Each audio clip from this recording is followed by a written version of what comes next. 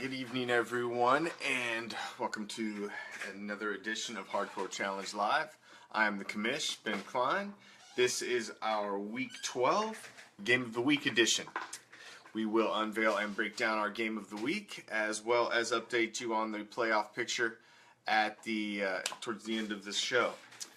So, let me give you out the call-in number. Obviously, I told you last night, had a little technical difficulties with the other number that we typically use. We'll have that back up in action here shortly. But this is the one if you need to feel you need to get something off your chest. Use tonight. This is the one. Alrighty, so let's get right to it. Hardcore Challenge, Week 12, Game of the Week. This week is taking place the highlighted division, the Elite East. The Elite East was dominated by Pale Horsemen pretty much out of the gate as they jumped out to a 5-game lead, jumped out to a 5-0 start out of the gate. The rest of the division was pretty well tripping over themselves, and Pale Horsemen found themselves with a 3-game lead early in this season. The defending champ at that time, Bison Broncos, was 3 games back. Since then, they have become hot. They're currently on a 4-game winning streak. So you have Pale Horsemen, who has now dropped 2 straight. They've come back to reality. They're sitting at 6-5 after starting out 5-0. And you've got the Bison Broncos, the defending league champ, coming up strong, winning 4 straight, and has now tied them atop the Elite East. Those two face off this week in our Game of the Week.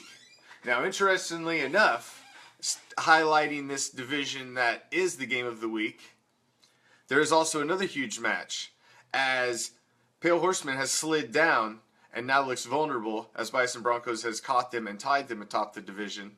You also have Cheesehead and Oski Assassins, who have crept up and are sitting right behind them at 5-6. So they are only 1 game out of first place as well. And the interesting thing is you have Oski Assassins and Cheesehead playing each other this weekend as well. So there are 2 big matchups in the Elite East that are going to shape the top of the playoff race in that division, coming down to only 2 weeks left after whatever is left after the dust clears this week. So, when you look at the matchup at Game of the Week, you obviously would have to lean towards an edge with Bison Broncos. They are the defending league champion, for sure. And you know, they've been to the Super Bowl twice. They've won 1. Pale Horseman has only ever made the playoffs once, and that was when they were co-owner of the Gents, and they left without a playoff victory.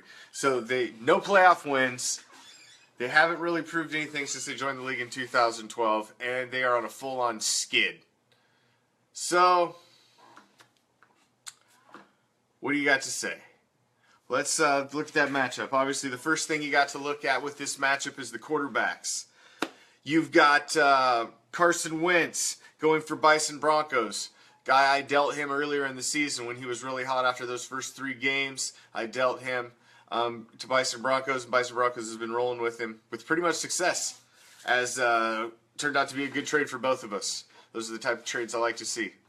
You've got him playing Green Bay, and then on the other side of the coin, you have Pale Horsemen with their guy, Matty Ice, playing Arizona. Both are at home, so who do you lean with there? Wentz with Green Bay, Ryan against Arizona. I'm going with Matty Ice. I think Pale Horseman has the advantage at the quarterback position. However, at the running back position, Pale Horseman's rocking Dion Lewis and Isaiah Crowell against James Starks and Jordan Howard. I don't see that as a good thing. I think Jordan Howard's going to have a pretty good game for the Bears this week. They've got to lean on somebody. I think they're going to lean on him.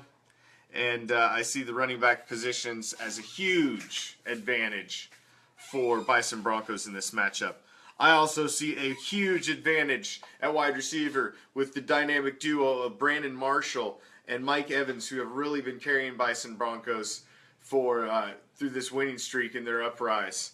You've got Travis Benjamin and Sterling Shepard on the other side for Pale Horsemen, and as they've proven over the past few weeks, these guys just aren't hitting. Pale Horseman is really limping into the finish of the Hardcore Challenge regular season.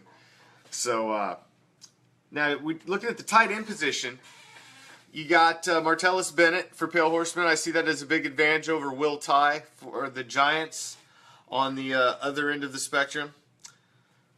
So I think that's obviously a big advantage for them. Give that advantage to Pale Horsemen. Also give the flex advantage to Pale Horsemen, who's going to be starting Michael Crabtree. Crabtree dropped a lot of balls this weekend. We all saw it on Monday Night Football. Dropped touchdown back in the end zone. He dropped several, would have been first downs. So I give that as a big advantage over Thielen, the wide receiver from Minnesota, at the flex position.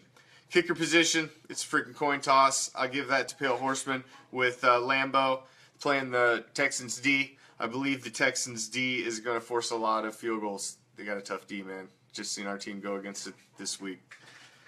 Now at the defense position, you've got Bison Broncos with the Steelers defense at Indianapolis. And you've got the Pale Horsemen with the Broncos with the Chiefs coming to town. Broncos have obviously pretty strong defense. They're a little banged up. They've got some injuries, but I think I would have to lean towards the Broncos defense. Kansas City coming to town over the Steelers at Indianapolis on Thanksgiving Day. I think that's an advantage for Pale Horsemen. I don't see any huge guys that jump out on me on either one of their individual defensive rosters. I mean, you got Jason Pierre-Paul for Bison Broncos with his half a thumb. I rocked him for a few weeks. He's only had a couple games where he's really scored anything substantial, so I don't think he's anything too stellar, and he's about the best I see, really. I mean, you got Davis, linebacker, Thomas Davis for the Panthers. He might do all right, but I think Oakland's going to have a good game against the Panthers, as Oakland's at home and with the Panthers coming there. And I really don't see anything that strong on Pale Horsemen's individual defensive roster at all. So, taking all that into consideration, the past history, and the tailspin that we are currently seeing Pale Horsemen in as after they'd started out 5-0. I mean, obviously, this isn't a game of the week because these two are juggernauts of the league. This is just more of a situational game of the week, as this is huge in who's going to win the division. Pale Horsemen has been fast out of the gate. We've had them on for several interviews. They were the hottest team in the league, number one in the power rankings for week after week after week, and then they have come crashing back to earth. Bison Broncos, it's proven before. They've been to 2 Super Bowls. They are defending league champion. They're currently the owner of the Cup, sitting at their home on their mantle. So we know they can get the job done. Who would you pick? Let me ask you, who would you pick? I mean, I think it's a pretty easy guess. I would say the skid continues for Pale Horsemen. They're weak at running back this week. I don't see them scoring a lot of points. I see the big 2 wide receivers of Brandon Marshall and Mike Evans putting up a lot of points this week. I see Pale Horsemen losing grip of the Elite East for the first time this season, and they are in jeopardy of not making the playoffs. My prediction is they don't make the playoffs. I believe Bison Broncos is going to win this division now, and we'll see. We'll see. So, that's pretty much all I have for tonight. Obviously, tomorrow's Thanksgiving.